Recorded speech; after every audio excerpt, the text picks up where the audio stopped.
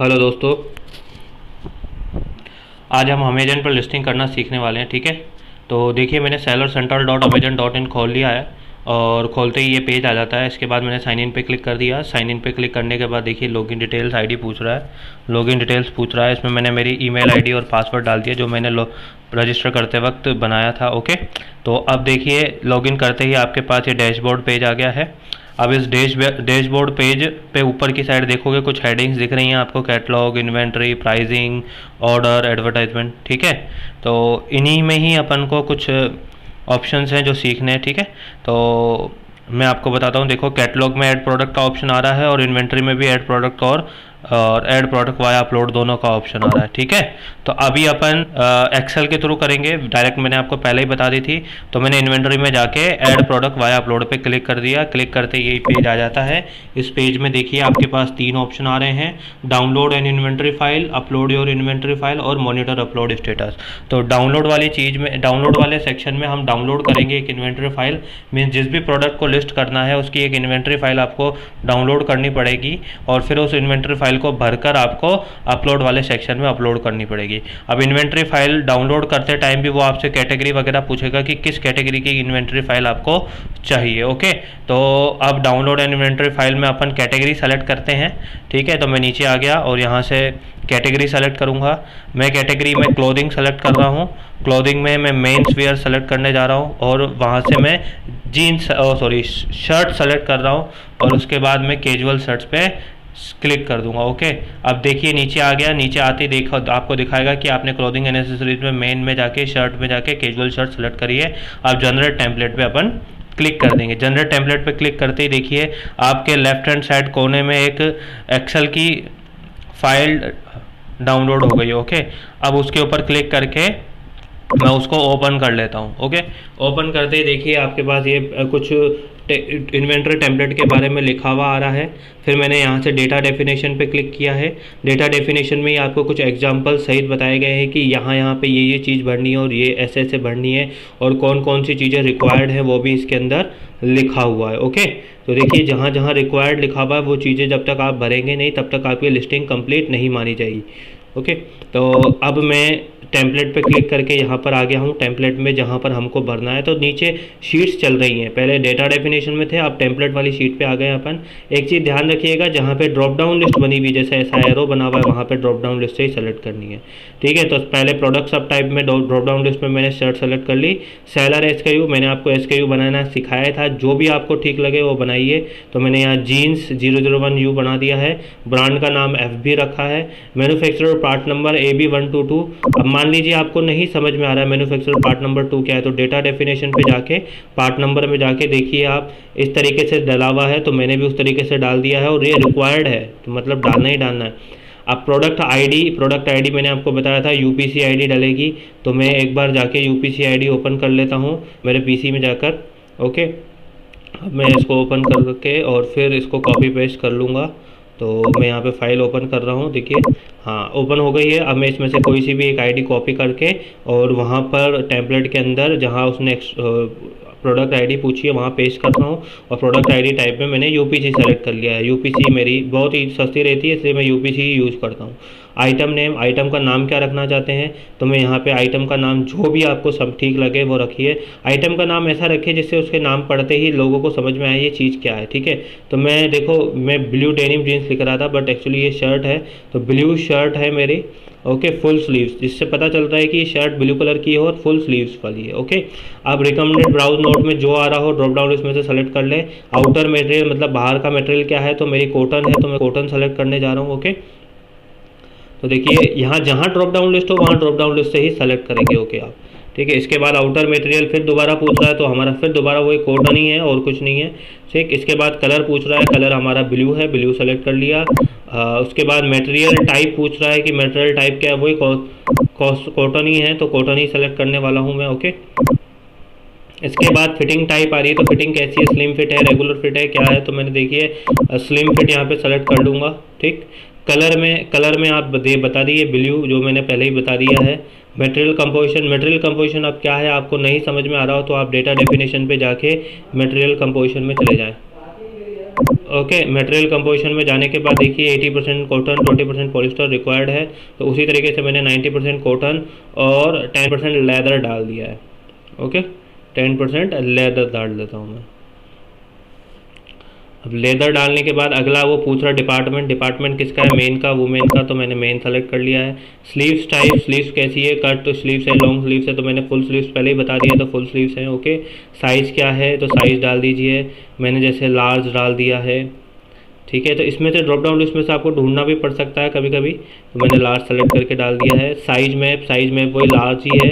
Adult flag में आपको कुछ भी नहीं डालोगे तो भी चलेगा। अगर नहीं समझ में आ रहा है तो एक बार आप जाके एडल्ट फ्लैग पे देख सकते हो कि एडल्ट फ्लैग में क्या डालना है। ओके, तो मैं नीचे आ गया एडल्ट फ्लैग में, देखिए इसने खाली छोड़ रखा है, तो अपन भी छोड़ सकते हैं, कोई दिक्कत नहीं है। ओके, तो ट्रू या फॉल्स लिख सकते हैं वैसे तो, खाली भी छोड़ देंगे तो कोई दिक्कत नहीं आएगी, कभी आपको वो एरर नहीं शो करेगा। स्टैंडर्ड प्राइस मतलब जितने में आप बेचना चाहते हैं इस शर्ट को, तो मैंने इस शर्ट की प्राइस रख दी 699 रुपये। 699 रुपये में मेरे को बेचनी है। क्वांटिटी कितनी है शर्ट की, एक ही है, और इसकी मैक्सिमम रिटेल प्राइस क्या है, 999। अब आ रहा है मेन इमेज URL। अब यहाँ पर इमेज की फ़ोटो नहीं डलती है, यहाँ पे URL डलता है, मतलब एक लिंक बनता है। तो आपको पहले फ़ोटोज़ का लिंक बनाना पड़ेगा, फिर उन फ़ोटोज़ का लिंक बनाने के बाद आपको यहाँ पर पेस्ट करना पड़ेगा, उसको कॉपी करके लिंक को। देखिए इतनी 8 फ़ोटोज़ डाल सकते हैं, तो मैं देखिए आपके लिए मेन इमेज URL का लिंक कैसे बनाते हैं। एक वेबसाइट है postimage.org, उससे बनाया जाता है, बहुत ही ईजी है। ठीक है, तो मैं देखिए एक बार गूगल पे जाके कुछ सर्च करके और एक बार कुछ शर्ट्स के पिक्स ले लेता हूँ, क्योंकि मेरे पास शर्ट्स के पिक्स अवेलेबल नहीं है। तो मैंने कुछ शर्ट्स के एक दो शर्ट्स के पिक्स लेके उनका URL कैसे बनाते हैं वो मैं आपको बता देता हूँ। आप चले गए, सेव कर लिया मैंने इसको डेस्कटॉप पे। ऐसे ही एक और इमेज मैं डेस्कटॉप पे सेव कर दूंगा, दो इमेजें करके दिखा रहा हूँ आपको। ठीक है, तो देखिए मैंने यहाँ पर दूसरी एक और इमेज ले ली है, इसको भी राइट क्लिक करके और सेव इमेजेस पे क्लिक करके और सेव कर लिया है। इसका भी नाम डेस्कटॉप पे ही रख दिया है। और ठीक है, तो अब अपन चलते हैं, एक वेबसाइट है postimage.org, उसको ओपन करेंगे। तो मैं पोस्ट इमेज लिखता हूँ, उसके ऊपर देखिए पोस्ट इमेज लिख रहा हूँ, देखिए पोस्ट इमेज लिखने के बाद वो पेज आ जाएगा, उसमें ऊपर देखिए postimage.org आ रहा है, इसके ऊपर क्लिक कर दिया मैंने। इसके ऊपर क्लिक करने के बाद देखिए चूज़ इमेज करवा रहा है कि इमेज चूज़ करो जिसका लिंक बनाना है। तो चूज़ इमेज पे क्लिक करके जो आपने डेस्कटॉप पे सेव करी थी उस इमेज को सेलेक्ट कर लें। तो देखिए मेरी शर्ट बन आ रही है, मैंने इसको सेलेक्ट कर लिया। सेलेक्ट करते ही देखिए ये कंप्लीट कर दी इसने प्रोसेस, और दूसरे पेज पे ले गया और यहाँ पे देखिए लिंक बना दिए। तो लिंक ऊपर से यहाँ से साइड से कॉपी कर सकते हैं, कॉपी करके यहाँ पर पेस्ट कर दो। उसके बाद एक और लिंक डाल देता हूँ मैं एक बार, और यहाँ पे अपलोड अनदर इमेज पे क्लिक करेंगे तो वापस से विंडो रीलोड हो जाएगी या दूसरी विंडो खुल जाएगी। उसके ऊपर वही चूज़ इमेज करेंगे और दूसरी शर्ट का पिक सेलेक्ट करेंगे। सेलेक्ट करने के बाद उसका भी लिंक बन जाएगा और उसको भी अपन कॉपी करके, आपके पास अपने फोल्डर में फ़ोटोज़ सेव होंगी तो आप इससे कर सकते हैं। ओके, बाकी पोस्ट इमेज के बारे में डिटेल जानकारी के लिए आप हमारा दूसरा कोई कोर्स भी ले सकते हैं जो पोस्ट इमेज से रिलेटेड हो। ठीक है, इसके बाद वेरिएशंस वगैरह आ रही हैं, ये आपको कोई डालने की कोई रिक्वायरमेंट है नहीं, क्योंकि देखिए ये रिक्वायर्ड भी नहीं है। जब आप डेटा डेफिनेशन में जाकर देखेंगे तो ये पेरेंट को हटा देता हूँ मैं एक बार। ओके, चलो कोई बात नहीं, छोड़ देते हैं इसको फिलहाल। आगे चलते हैं। बेसिक इन्फॉर्मेशन आपको डालनी हो कि अपडेट कर रहे हो कि डिलीट कर रहे हो, तो अभी तो अपन अपडेट कर रहे हैं। प्रोडक्ट डिस्क्रिप्शन में डाल दीजिए वही गेट डिज़ायर्ड लिखो, मैं मेरी एक लाइन याद करी हुई है इसलिए मैं डाल देता हूँ। वैसे आप लोग कहीं से कॉपी पेस्ट भी कर सकते हैं, खाली अपना नाम वगैरह और थोड़ा सा प्रोडक्ट के बारे में इन्फॉर्मेशन चेंज करके आप वो भी कर सकते हैं। ठीक है, इसके बाद आपसे पूछेगा मैन्युफैक्चरर कौन है, तो मैन्युफैक्चरर कौन है तो आप डाल देना। मैन्युफैक्चरर आपका जो भी है कंपनी का नाम है, आप अपनी कंपनी का नाम डाल दें, ऐसा कोई दिक्कत आती नहीं है। आजकल काफ़ी सारे मैन्युफैक्चरर आपको बोलते हैं हम आपके ब्रांड का नाम टैग लगा के देंगे, तो वो आप अपना ये ब्रांड रख दीजिए। ओके, मेल डाल दिया। उसके बाद मॉडल का नाम डालना चाहे, जैसे मैंने पवन डाल रहा हूँ मैं। ओके, पवन डाल दिया। प्रोडक्ट केयर इंस्ट्रक्शन, प्रोडक्ट कैसे केयर करना है तो आप लिख लीजिए मशीन वॉश, मशीन से ही धोना है इसको। और डिस्कवरी की डिटेल्स, बुलेट पॉइंट्स डालने हैं जो उसको अट्रैक्ट करेंगे आपके प्रोडक्ट को। तो बेस्ट क्वालिटी फैब्रिक लिख दिया मैंने कि बहुत अच्छी क्वालिटी का फैब्रिक है, इससे ये पता चलेगा।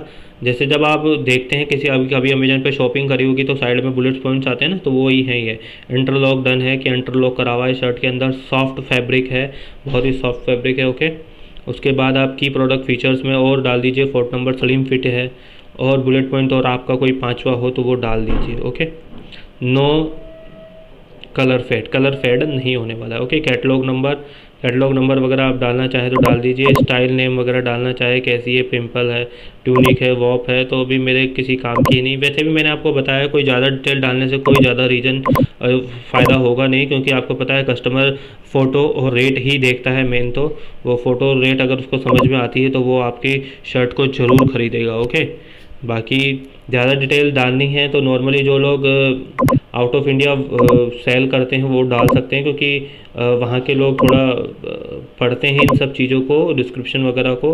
तो अगर आपको लगता है कि मैं आउट ऑफ इंडिया भी सेल करूँगा तो आप इन चीज़ों को डालें।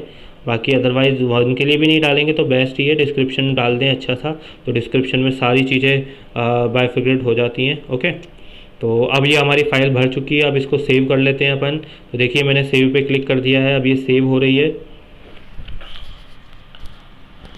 है, देखिए सर्कल घूम रहा है, तो अब ये सेव हो रही है।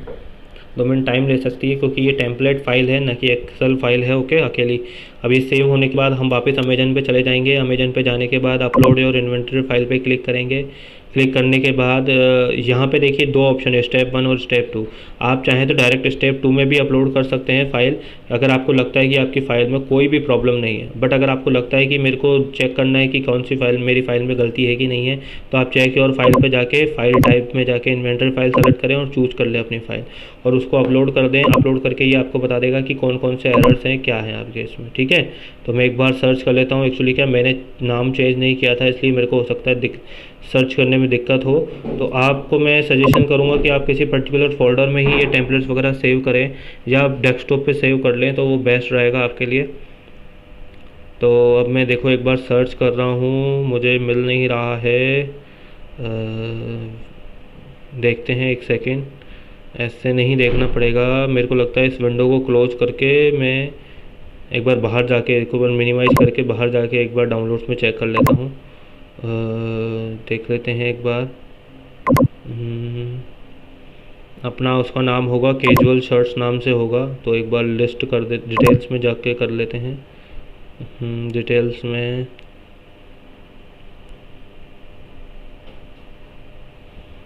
तो मैं तो आपसे कहूँगा कि आप अपना पर्सनल फोल्डर बनाएं और उसके अंदर कट पेस्ट करके करें।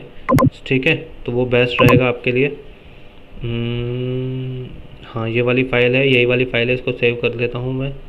सेव करके अब अपन चूज़ फाइल में जाके अब यहाँ से अपन इसको सर्च कर लेते हैं। डिटेल्स में जाके ये सॉरी डेस्कटॉप खुला हुआ है, डाउनलोड्स में जाना पड़ेगा मेरे को, तो मैं डाउनलोड्स पे एक बार क्लिक कर देता हूँ। इधर से डिटेल्स कर लेते हैं, डिटेल्स करने से इजी रह जाता है। तो नीचे नीचे चले जाता हूँ मैं। ओके, कहाँ पर है, मिल जाओ। हाँ, तो देखिए ये आ गई मेरी कैजुअल शर्ट्स 2 नाम से, और मैंने इसको लिस्ट चूज़ करके और यहाँ पे डाल दिया। यहाँ पे मेल आईडी पूछता है कि जिस मेल आईडी पे आपके पास नोटिफिकेशन आ जाएगा कि हमने चेक करके आपको बता दिया है कि फ़ाइल करेक्ट है कि नहीं है। फिर इसके बाद देखिए मॉनिटर अपलोड स्टेटस में आपको अपने आप ले जाएगा, और उसमें बोल रहा है कि 10 से 5 मिनट में आपके पास डिटेल्स आ जाएगी। तो अपलोड स्टेटस इन प्रोग्रेस है, अभी अपलोड जो आपने किया है वो अभी प्रोग्रेस में है। अपलोड और इन्वेंटरी फाइल में ये ठीक हो जाएगा तो आप उसके बाद यहाँ नीचे आके फाइनल अपलोड कर सकते हैं। अभी भी देखिए स्टेटस इन प्रोग्रेस है। अभी देखिए मैं थोड़ा सा रीलोड कर रहा हूँ, बार बार रीलोड करने से क्या होगा कि वो थोड़ा जल्दी बता देगा आपको, अपडेट बता देगा कि हाँ आपकी चेक हो गई है। ओके, और भी आप इसी तरीके से किसी भी कैटेगरी का प्रोडक्ट सेलेक्ट करके ऐसे ही इन्वेंटरी फाइल डाउनलोड करेंगे और फिर उसको अपलोड कर देंगे। तो देखिए यहाँ पे एक एरर बता रहा है कि भैया एक एरर आ चुका है। वो एरर जब देखना हो हमको तो क्या करेंगे, हम इस download our your check my file पे क्लिक करेंगे। क्लिक करते एक फ़ाइल डाउनलोड हो जाएगी, उसको ओपन करेंगे। ओपन करने के बाद देखिए ये एरर बता रहा है, ये एरर बता रहा है आपको कि एक ही एरर है, और एक ही एरर है। तो कहाँ पर है वो अपन देख लेते हैं। तो एरर होगा वो आपको कलर में दिखाएगा। तो देखिए मैं अब आगे चले जाता हूँ। हाँ, ये वाला जो है ये एरर है, ये मिसिंग है हमारी चीज़। तो अब इसको डिलीट करके हम वापस फाइल को सेव कर लेंगे। सेव करने के बाद इसको फिर अपलोड कर देंगे। ओके, सेव कर देंगे। आप इसके लिए पीओ सेलेक्ट कर लिया और सेव करके उसको अपलोड कर देंगे। अपलोड करने के बाद वापस यहाँ अपलोड करके और हम इसमें डाल देंगे। ओके, बस इसी तरीके से बाकी हम चीज़ें करते रहेंगे और बस इजी है बहुत ही। आप एक्सेल के थ्रू करेंगे तो एक साथ 100 प्रोडक्ट लिस्ट कर सकते हैं। जैसे मैंने एक डिटेल डाली, वैसे ही आप 100 एक साथ 100 शर्टों की डिटेल डाल दें, एक ही फाइल बना दें और फिर उसको अपलोड कर दें। अपलोड करने के बाद देखिए आपकी फ़ाइल आपने एक बार डाली है, तो एक बार डालने से क्या होगा कि अगली बार उसी फाइल को अगर आप शर्टोस के लिए यूज़ करेंगे तो आपको डेफिनेटली पता होगा कि कहाँ मैं मिस्टेक कर रहा था, वो मिस्टेक आप दोबारा नहीं करेंगे। ठीक है, तो बस आज की इतना ही, और उम्मीद करता हूँ आपको समझ में आया होगा और इसी तरीके से आप प्रोडक्ट वगैरह लिस्ट कर सकते हैं। Thank you.